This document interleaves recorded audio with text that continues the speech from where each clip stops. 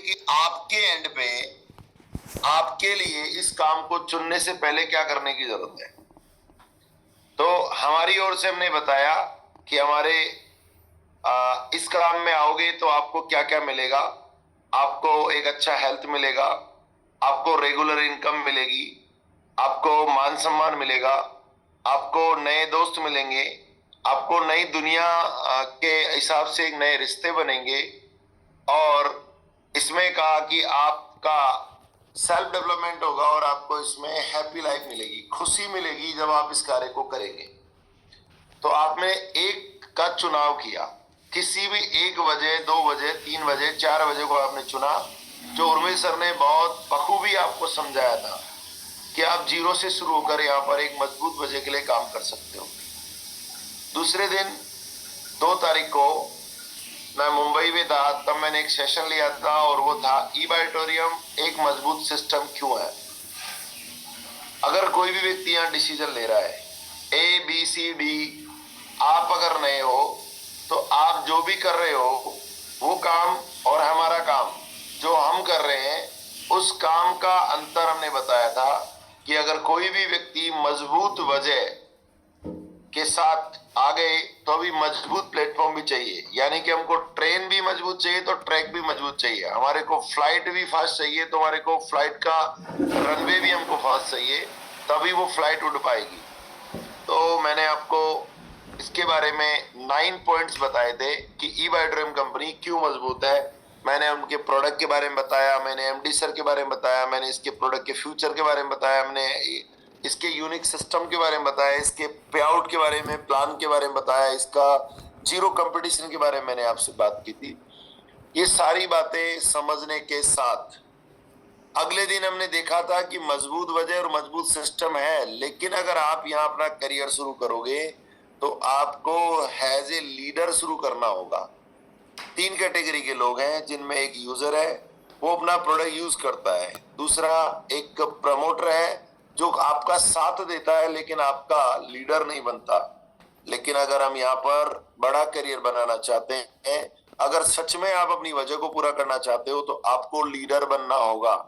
और आप जो ऑलरेडी हमारे एग्जिस्टिंग डिस्ट्रीब्यूटर है, लंबे समय से इस काम को कर रहे हैं, उन लोगों ने देखा था कि मैं इस मजबूत वजह को पूरा करना चाहता हूं लेकिन मेरे अंदर लीडर नहीं है। अपने आप को पुनर्मूल्यांकन किया, अपने आप को देखा कि मैं कहाँ रुका हुआ हूं।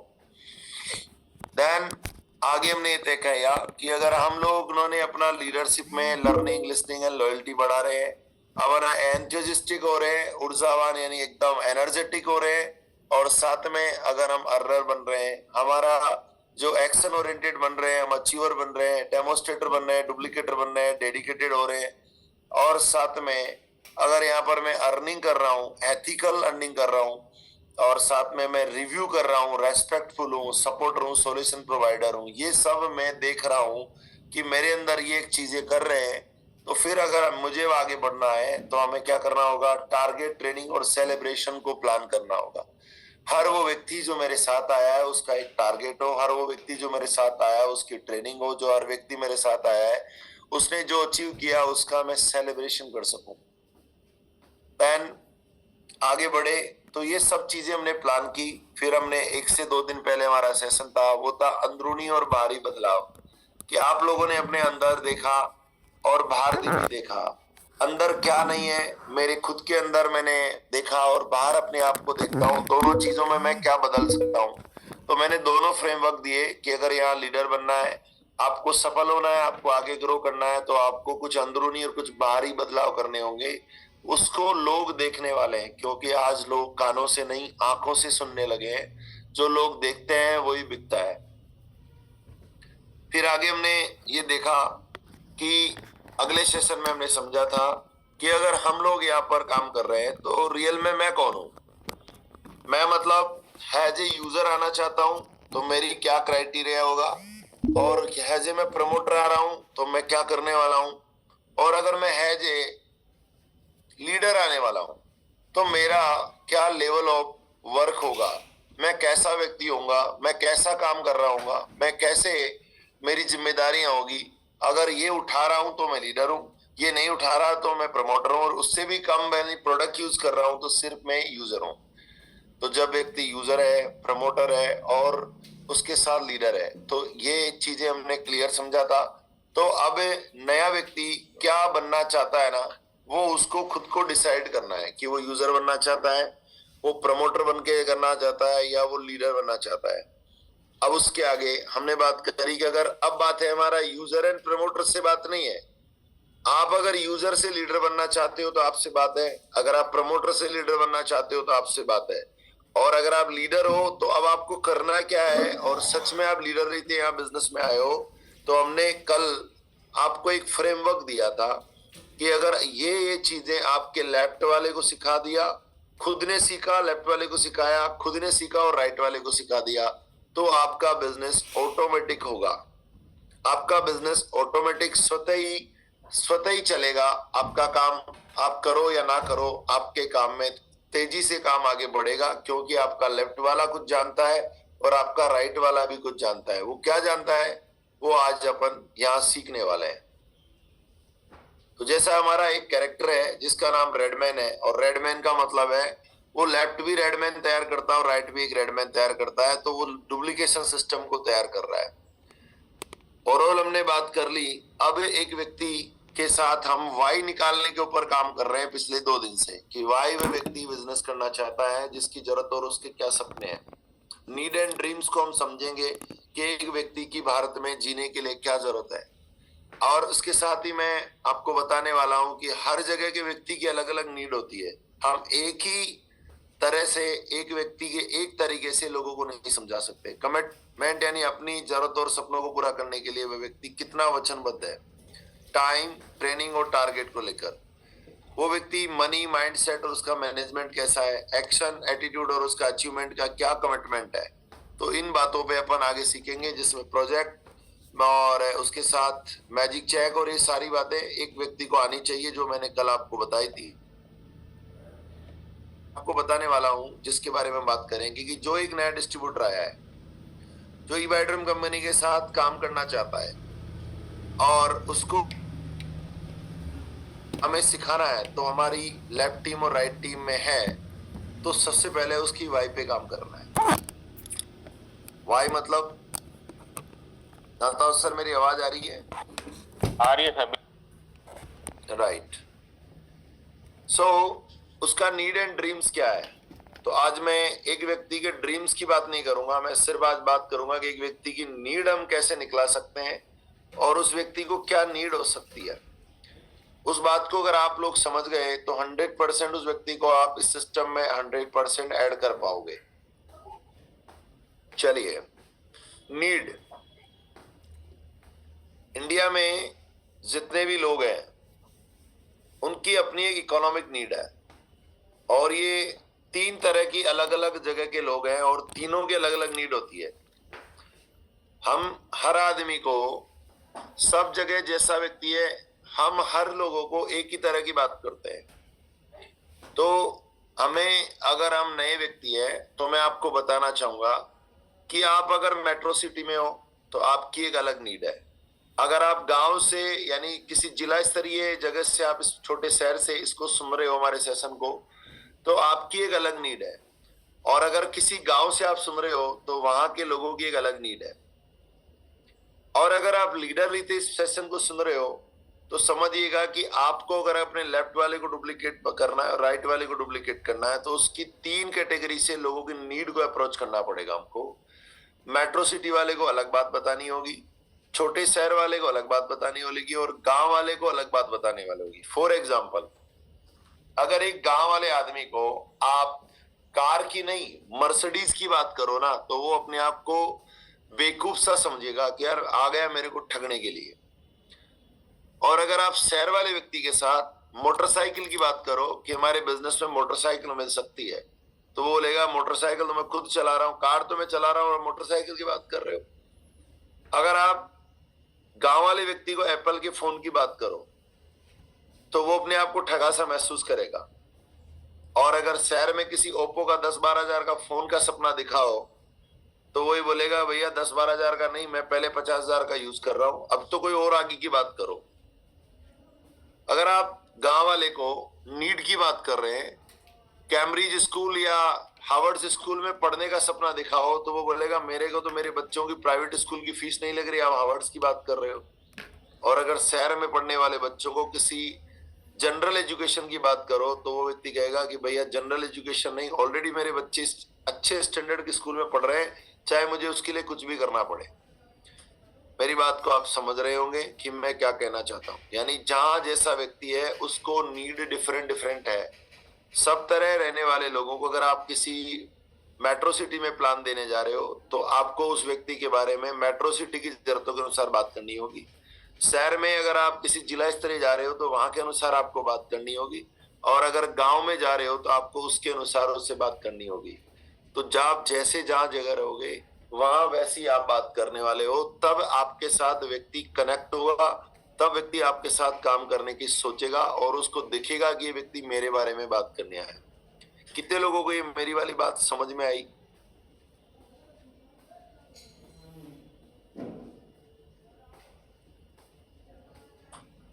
राइट। सो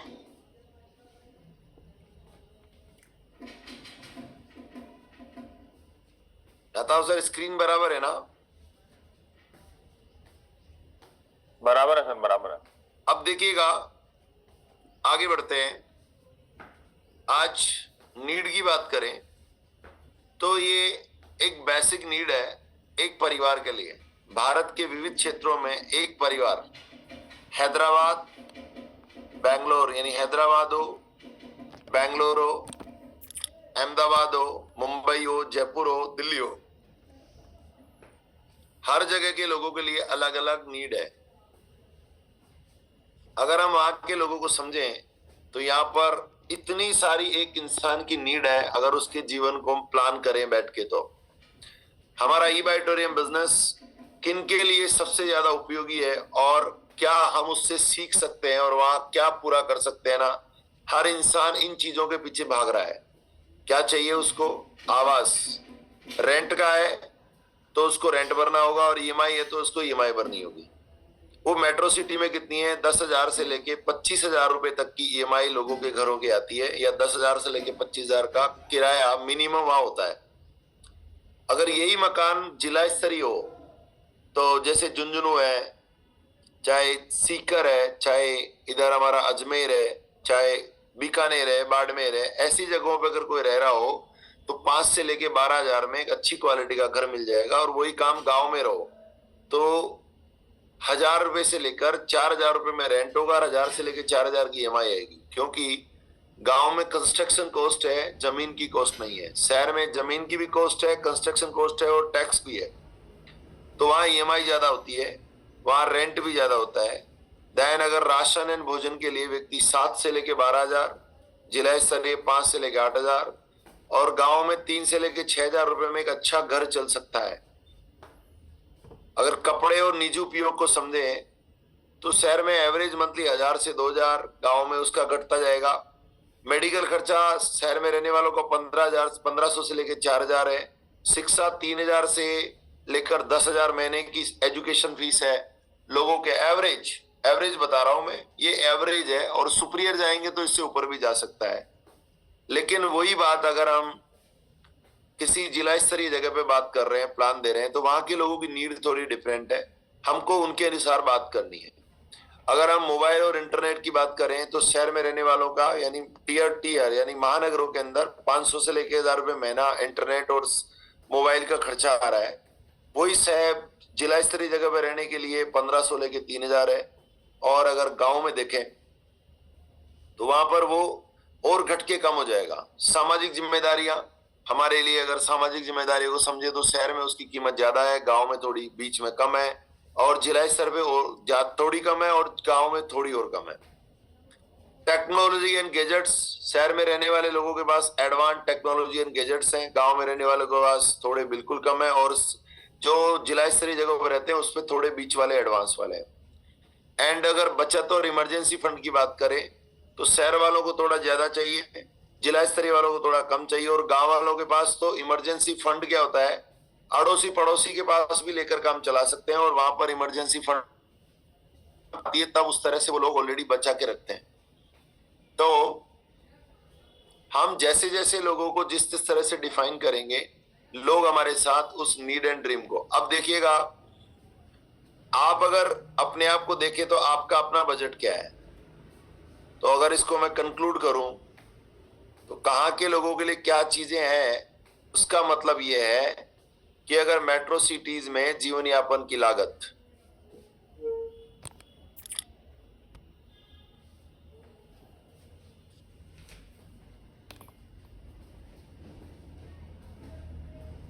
समझिएगा कि मेट्रो सिटीज में जीवन यापन की लागत 32,000 से लेकर 75,000 रुपए मासिक आय जरूरी है। अभी ये आंकड़ा 1 लाख हो चुका है। मैंने अभी सपनों की बात नहीं करी है, मैंने सिर्फ जरूरतों की बात करी है। सपनों की बात करूंगा तो ये बचा हुआ पैसा है ना 1 से 3 लाख वाला, वो इसमें ऐड हो जाएगा। दूसरा, टीयर 2 सिटीज है, शहरों में 20,000 से लेकर 40,000 रुपए के अंदर एक ठीक ठाक जीवन चल सकता है। और गांव में अगर किसी को 10,000 से लेकर 20,000 के बीच में भी बेसिक जरूरतें पूरी की जा सकती है, लेकिन शिक्षा और स्वास्थ्य की सुविधाओं से वंचित रहने वाला है। कंक्लूजन क्या है, नीड्स का जो हमको समझाना है। मैं आपको क्या समझाना चाह रहा हूं कि अगर आप यहां बैठकर ऐसी बात करोगे तो आप उसके दिल की बात अपने दिल से कर सकोगे और उसकी नीड को समझ सकोगे और उसको नीड को प्रपोज कर सकोगे। भारत में एक सामान्य व्यक्ति की आर्थिक जरूरतें सिर्फ रोजमर्रा खर्चे तक सीमित नहीं रही है। अभी कुछ चीजें और बदली है। जो अगला आंकड़ा मैं बताने वाला हूं, जो नीड मैं और बताने वाला हूं, वो चौंकाने वाला है। तो टेक्नोलॉजी के हिसाब से हमारे को बजट को एक्स्ट्रा करके ही चलने का है, ताकि हम हमारी अगले की लाइफ को बेहतर कर सकेंगे। उसमें ऐड और ही करके चलें तो हमारा और ज्यादा ग्रोथ हो पाएगा।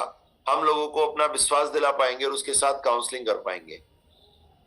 अगला आंकड़ा क्या है जो बहुत ज्यादा जरूरी है। ये तो जरूरतें हैं, लेकिन माय डियर फ्रेंड्स, भारत में एक व्यक्ति पर औसत पर कैपिटल डेबिट, आरबीआई की फाइनेंशियल स्टेबिलिटी रिपोर्ट के अनुसार व्यक्तिगत उधार का औसत कर्ज 2023 से 2025 के बीच में 3,90,000 से 4,80,000 हो गया है। कितना हो गया है कि एक व्यक्ति पे औसत कर्ज, एक नीड के अलावा एक और नीड है आज लोगों की, वो है कर्ज मुक्ति। एक बीमारी है, एक बेरोजगारी है और एक कम इनकम है, और चौथी बात एक और समझ में आई मेरे को, वो है कर्ज मुक्ति है। स्वस्थ होने के एलिमेंट्स में एक एलिमेंट ये भी है कि इंसान कर्ज मुक्त होना चाहिए।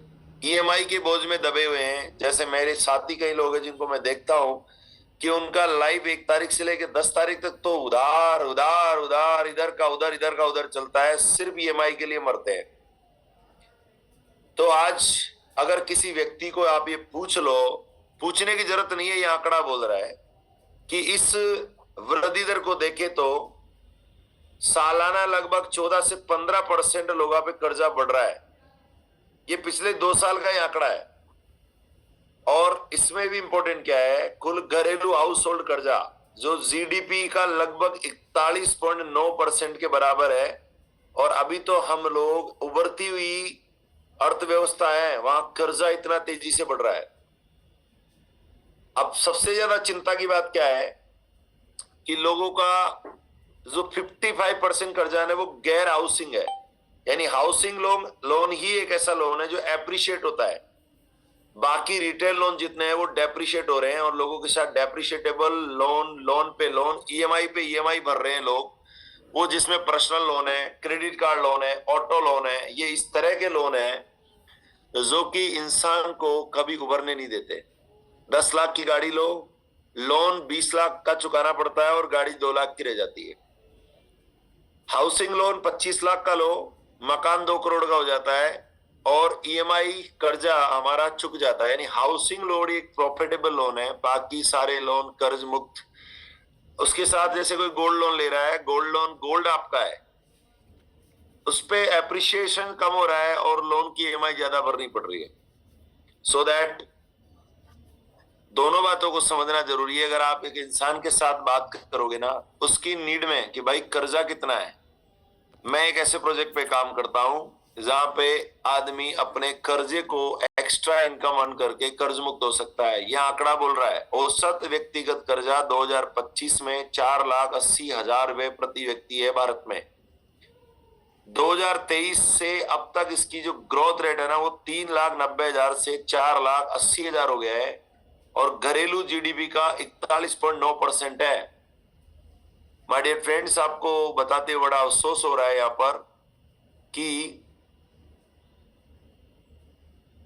और कर्ज का हिस्सा नॉन हाउसिंग जो घर का लोन नहीं है ना वो 55% है टोटल लोन का।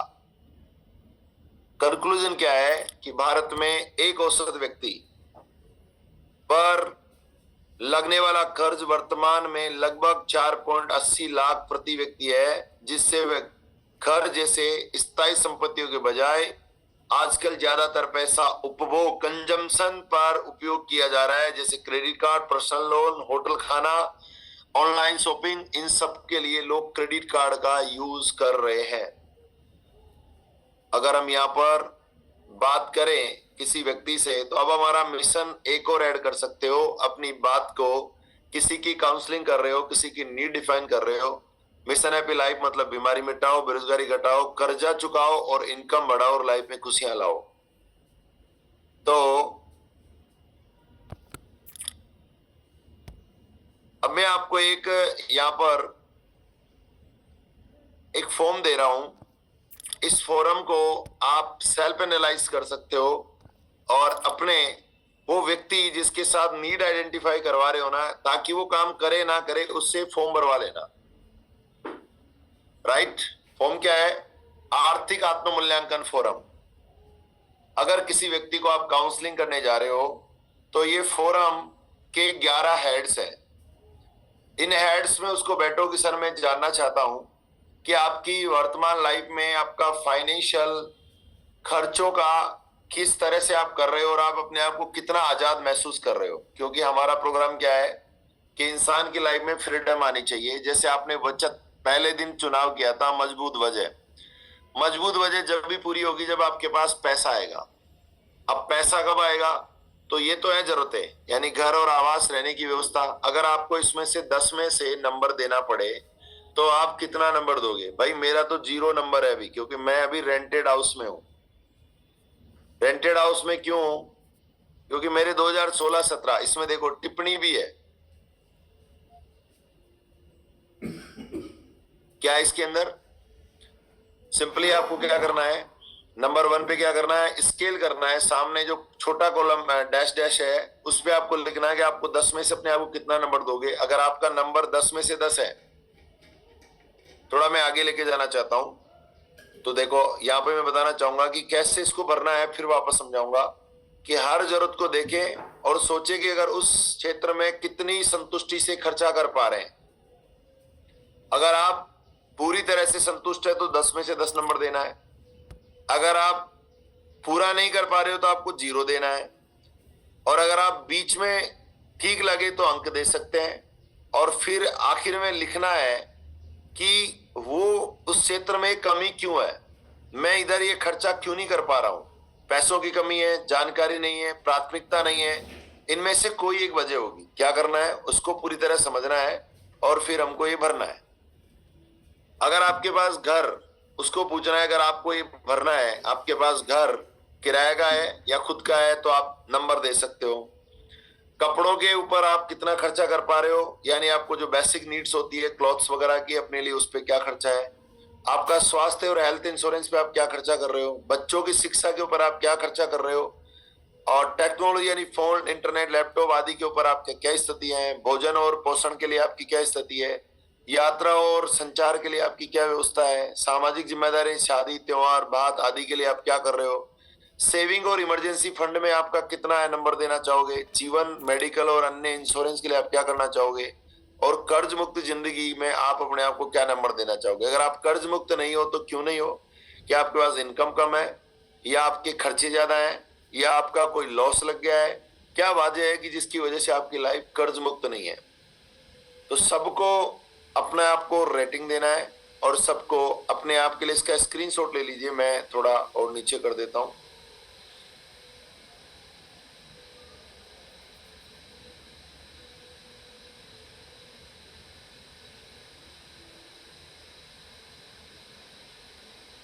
राइट। आता हूं सर, ये दिख रहा है पूरी तरह? बिल्कुल दिख रहा था। अब आगे बढ़ते हैं।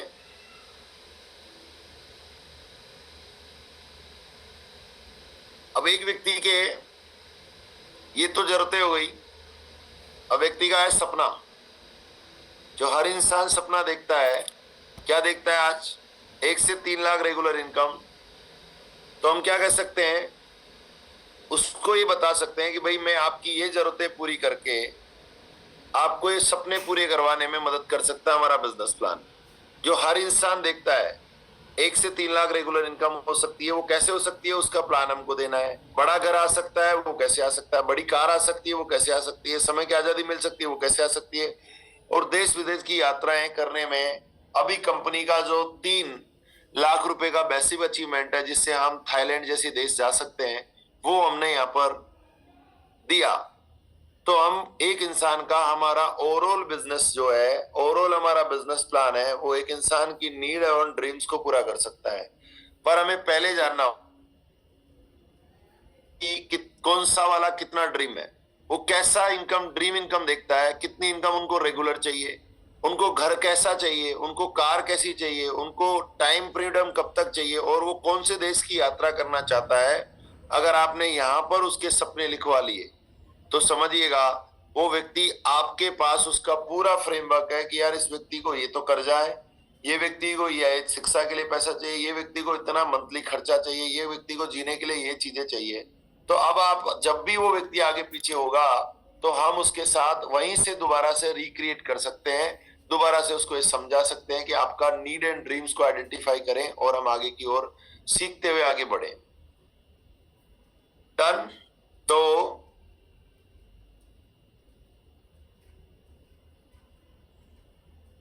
अभी मैं आप लोगों से कुछ और बात करना चाहूंगा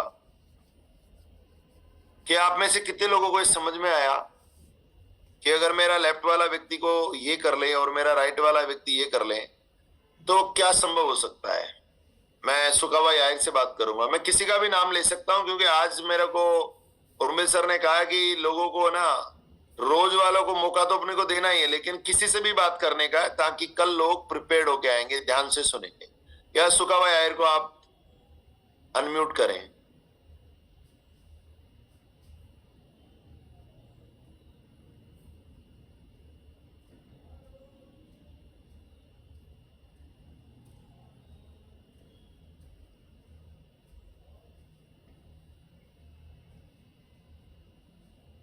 क्या नाथाव जी अनम्यूट करें इनको?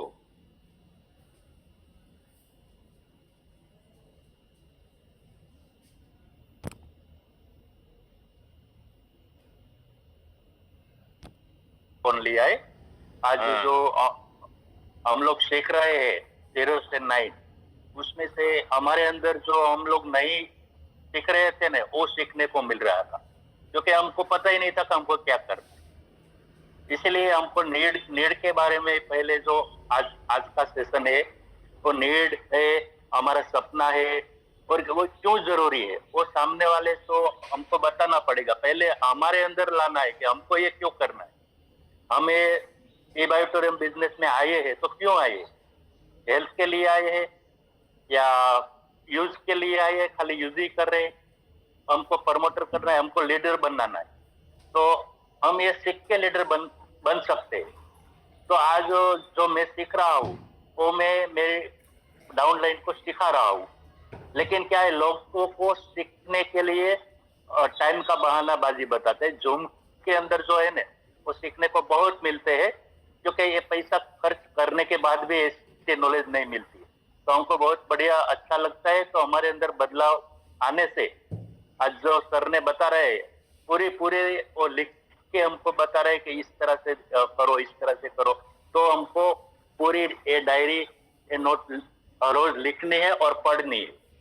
तो ये मैं कर रहा हूँ और मेरे अंदर आज 1.5 महीने से बहुत बदलाव आया है सर। और मैं दूसरे को यही बता रहा हूँ कि इस तरह से हमारे घर में बदलाव आ सकता है, हमारे घर में जो जरूरत है वो पूरी हो सकती है।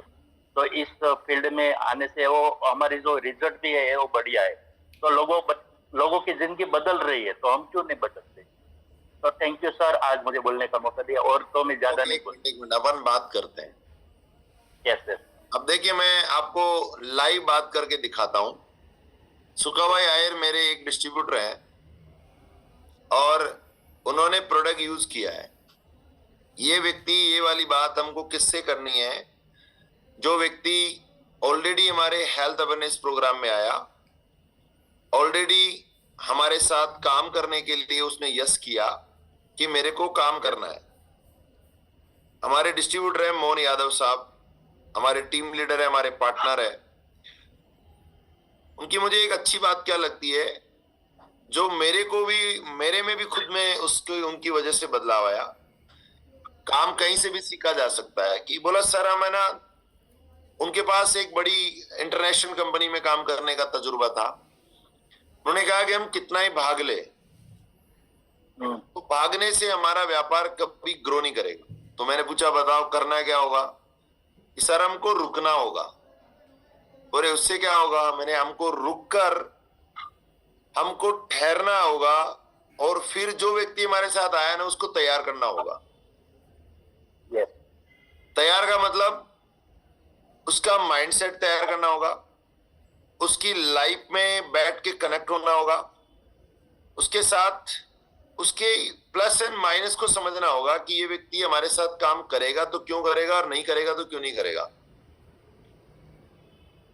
ओके। फिर उन्होंने कहा कि अगर हम लोग यहाँ काम करते हैं तो एक अमूमन बड़ी गलती ई-बाइटोरियम प्लेटफॉर्म पे हम ये देख रहे हैं कि सब लोग ये समझ रहे हैं कि जो आपका प्रोडक्ट ले लिया ना वो हमारा लीडर है।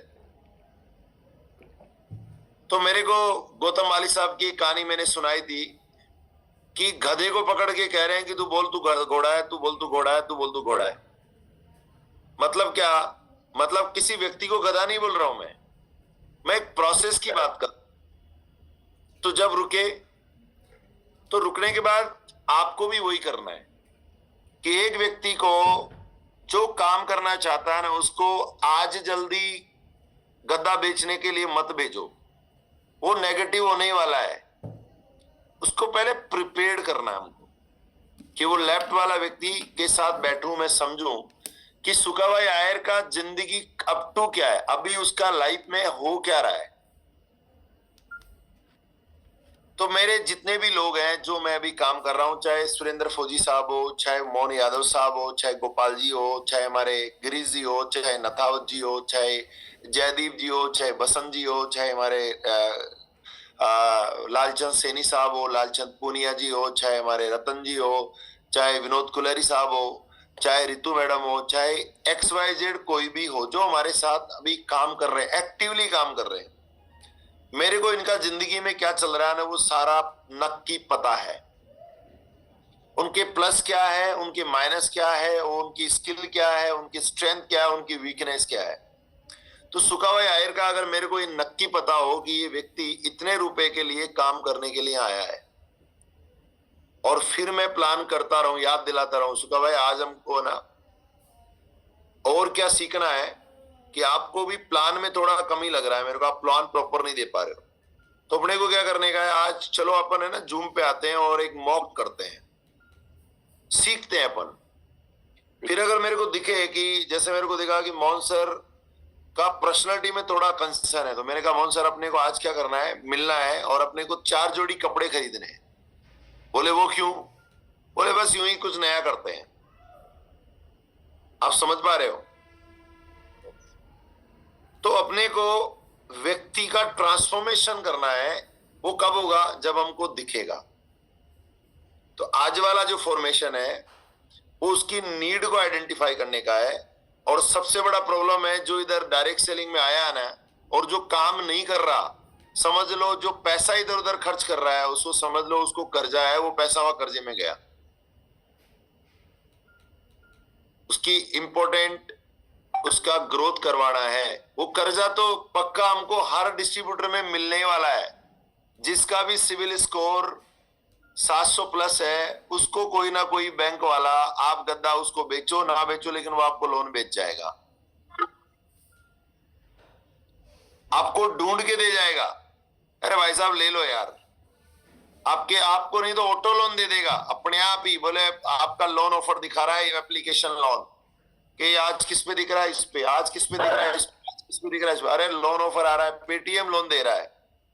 यानी लोगों ने लोन ऑफर के चक्कर में हर एप्लीकेशन से लोन ले लिया। Got it my point? तो अब हमारा काम क्या हुआ कि एक इंसान को एक बेहतर जिंदगी जीने के लिए उसकी जरूरतों को समझे और उसके साथ अपने को काम करना है। आगे बढ़ते हैं। चलिए किसी और एक का नाम लेते हैं, उसको क्या समझ में आया। शंकर कायल साहब, शंकर कन्याल साहब हल्द्वानी, मैं आपको प्रॉम्प्ट भेजता हूं। आपको क्या सीखने को मिला और आज आप क्या समझ पा रहे हो? आप अब कैसे काउंसलिंग करोगे किसी व्यक्ति के पास जाके, उसको कैसे उसकी नीड एंड ड्रीम आइडेंटिफाई करवाओगे? नमस्कार सभी साथियों को। Sir thank you very much, आपने मुझे पैनल में बोलने का मौका दिया। सर आज की जो सेशन में आपने बातें बताई कि व्यक्ति को हमें सबसे पहले आइडेंटिफाई करना है कि उसकी जो है एट प्रेजेंट क्या सिचुएशन है, उसकी नीड्स क्या है, उसकी इनकम क्या है और एक्सपेंसेस क्या है। ये सब जानने के बाद हम उसका एनालिसिस करेंगे तो हमें ये पता लगेगा कि अगर वो हमारे साथ काम करेगा तो क्यों करेगा। तो उसको इसका समाधान बताना है कि अगर वो हमारे साथ काम करता है तो उसकी जो आज की तारीख में जो प्रेजेंट में नीड है वो फुलफिल हो सकती है और उसका समाधान यहाँ से मिल सकता है। तो उसको तैयार करना है, हमको किस तरह से तैयार करना है, उसे उसका माइंडसेट जो है बनाना है कि अगर वो दिल से हमारे साथ कनेक्ट होगा तभी वो हमारे साथ काम करने के लिए तैयार होगा। अगर वो हमारे साथ काम करने को तैयार होगा तब उसको सिखाना है कि कैसे इसमें काम किया जा सकता है और कैसे उसकी सिचुएशन बदल सकती है और कैसे उसकी समस्याओं का समाधान हो सकता है। तो सर ये सारी बातें आपने जो बताई बहुत ही महत्वपूर्ण बातें हैं, जबकि आम आदमी जो है इस बारे में जो है जो आम डिस्ट्रीब्यूटर है इस बारे में सोचता नहीं कभी।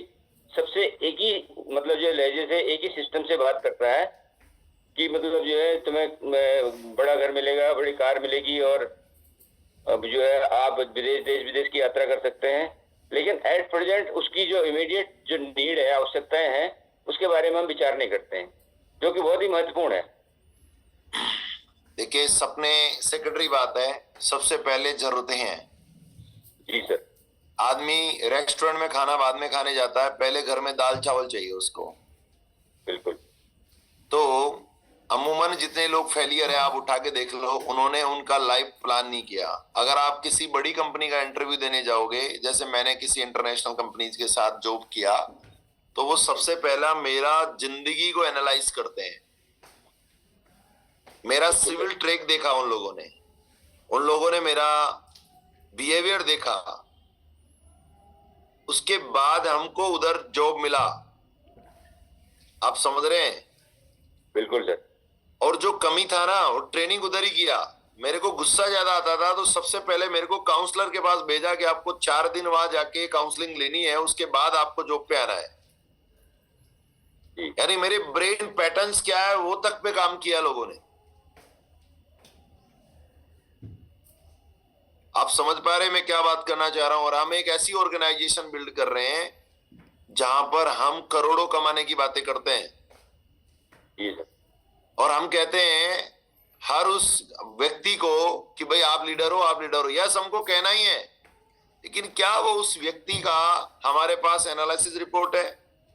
क्या सच में उसकी बीमारी क्या है वो हमको मालूम है, तो ही तो हम दवा दे पाएंगे।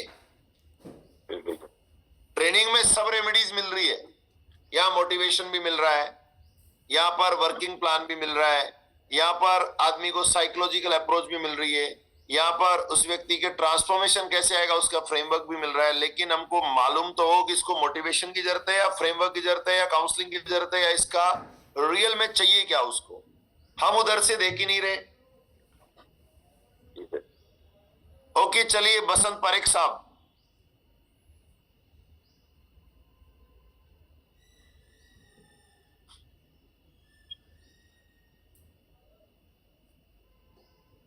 नमस्कार, मैं वसंत पारेख, अहमदाबाद सैटेलाइट गुजरात से, इंडिया से। और पीएन जाट सर, आपने मुझे बोलने का मौका दिया, उसके लिए थैंक यू। मैं जब भी इसमें काम करने के लिए जाता हूँ तो पहले उसकी घर के 2 बार 3 बार मुलाकात लेता हूँ, जिससे मुझे उसकी फैमिली के बारे में मालूम पड़े कि भाई क्या कंडीशन है। फिर उससे बाद में बात करता हूँ, भाई अभी तुम्हारे पास क्या क्या है जरूरत। तो बोलता है कि यार अभी तो मेरा जॉब चल रहा है लेकिन इनकम की जरूरत है। तो मैंने बोला वो तो जिंदगी भर जरूरत सबको भी, मेरे को भी होती है, लेकिन आप मेरे को ये बताओ कि आपकी नीड क्या है। अभी मैं जो काम कर रहा हूँ तो वही लड़के ढूंढ रहा हूँ जो 18 से 25 के हो। अगर कोई बड़ा उम्र का इंसान में प्रोडक्ट दे सकता हूँ, लेकिन इनकी कभी नीड ज्यादा जानने की कोशिश नहीं करता हूँ कि लोगों के ऐसे ऐसे काम होते हैं कि जो इनको आगे कर चुके तो वही बातों में रहते पर अपने को भी वहां उलझा रहते हैं। तो मैं पहले सबसे उनकी नीड ही ले लेता हूँ और नीड के बाद फिर पूछता हूँ कि भाई आपको अगर कोई काम करना है तो आपके पास कितना टाइम है। तो बोले पूरी जिंदगी। मैंने बोला पूरी जिंदगी नहीं, मुझे 5 साल चाहिए। कहाँ बोलता है मैं देने के लिए तैयार हूँ। तो उसके बाद मैं उसको सेमिनार के लिए इनवाइट करता हूँ और सबको उसके बाद उसको समझ में आता है तो दूसरे दिन बुला लेता हूँ भाई अब आगे बात करो। तब वो बोलता है कि हाँ मुझे फैमिली से मिलना है आपको। फिर वो मुझे फैमिली के साथ ले जाता है और फिर हमारा आगे काउंसिल शुरू होता है। और ऐसे में अभी काम करने की तैयारी कर रहा हूँ। Thank you sir. बहुत ही अच्छी बात बताई आपने। और सिंपली यही एक वो तरीका है जो हमें यहाँ लेकर आना है। कल मेरे को हमारे मेरे साथी है वो किसी से मिलवाने लेकर गए। मैं आपको बताना चाहूंगा कि एक ही पैटर्न नहीं, हमको ये तैयार करना ही होगा। आपको ये नक्की होना ही होगा कि मेरे लेफ्ट वाला मेरे राइट वाला जिंदगी के किस मोड़ पे है। आप उसे गद्दा दे दिए हो, अब उसको डेवलप करना चाहते हो तो उसके ओवरऑल जिंदगी को डेवलप करने में हमको मदद करनी होगी, तभी वो हमारे साथ टिकेगा, नहीं तो वो निकल लेगा। अब हमारे को जैसे एक फॉर्म दिया मैंने आपको, आपने स्क्रीनशॉट लिया तो फॉर्म को जिधर के भी जो लोग हो उसको इंग्लिश में ट्रांसफॉर्म कर लो, इसको ट्रांसलेट कर लो, आपको तमिल में करना उसमें ट्रांसलेट कर लो। वो फॉर्म क्या करना है, अगले को भेज देना है और क्या कहना है कि मैं एक काम कर रहा हूं और उस काम में मेरा कमिटमेंट ये है कि लोगों की इनकम 1 से 3 लाख में ना हो और वो कर्ज मुक्त जिंदगी जिए, उसकी हेल्थ अच्छी हो, फाइनेंशियल प्लानिंग प्रॉपर हो। तो मैंने एक फॉर्म भेजा है कि आप देखो कि आप अपनी लाइफ में किन किन एरियाओं में आप 10 में से 10 दे सकते हो। अगर आपका सब में 10 में से 10 है तो मुझे फोन मत करना। और अगर आपके ज्यादातर एरिया में 10 में से 4, 2, 1 आ रहा है तो मुझे फोन करने से 1 मिनट भी मत लगाना। मैं गारंटी देता हूं आपको कि आपके हर एरिया में अगर मैं जो काम बताने वाला हूं अगर उसको आप अपना लो तो हर एरिया में आपका 10 में से 10 हो सकता है और आप बेहतर जिंदगी जी सकते हो। कैसा रहेगा? बहुत बढ़िया। बैठकर बात करने के लिए। जो आपका पुराना व्यक्ति है जो अभी काम नहीं कर रहा है तो उसको क्या कहने का है, जो कहीं दूसरी कंपनी में चला गया है वो कहने का है कि आप जिधर भी हो ना, अगर आपका उस काम से इनकम ये 10 से 10 पूरे होने लग गए हैं तो भाई वहां करते रहो, मजे करो। लेकिन फिर मैं आपको कह रहा हूं कि मेरे को आज एक नई चीज सीखने को मिली। हम एक नए सिस्टम का इनोवेशन हो चुका है जहां आपके 10 के 10 सिस्टम पूरे करवा सकता हूं, 10 के 10 एरिया आपके फुलफिल हो सकते हैं। एक नया डिस्ट्रीब्यूटर है, लेफ्ट वाला राइट वाला, उसको ये कमिटमेंट दे सकते हो कि भाई देखो आप कहां हो, उसके 4-5 फोरम भरवा लो, 4-5 प्रिंट करके कॉपी बनवा लो। उसको आपको ऑलवेज कहते रहना है कि आज आप कौन सी जगह पे हो, क्योंकि हम हर महीने ये ट्रेनिंग करने वाले हैं। तो तब देखना है कि अभी मेरा हेल्थ सेगमेंट में इंश्योरेंस नहीं था, अभी हमारे विनोद जी मेरे पीछे पड़ के मेरे को एक इंश्योरेंस दिलवाए, अब मेरा 10 में से 10 इंश्योरेंस है। अभी मोहन सर मेरे को कार लेने के पीछे पड़े हुए हैं, तो जब कार आ जाएगी तो मैं क्या बोलने वाला हूं, 10 में से 10 है। घर वाले मेरे को अगले 3 महीने बोल रहे हैं कि तुम घर लो, तो घर ले लूंगा तो मेरा 10 में से 10 हो जाएगा। आप समझ पा रहे हैं मैं क्या कहना चाहता हूं? यस। कि हमारे लिए ये बात करना इंपॉर्टेंट है। तो जब जब ये चीजें करते जाएंगे, हर बार आपको देखना है कि मैंने मेरी जिंदगी में क्या अपग्रेड किया, और अगले को याद दिलाते रहना है कि अब कहां पहुंचे, अब कहां पहुंचे, अब कहां पहुंचे। तो बस आज के लिए इतना ही। Thank you very much. ये रामलाल पटेल साहब ने अपना हैंड रेज किया था, आप कुछ कहना चाहते हैं? पटेल साहब अपना हैंड रेज दोबारा करें।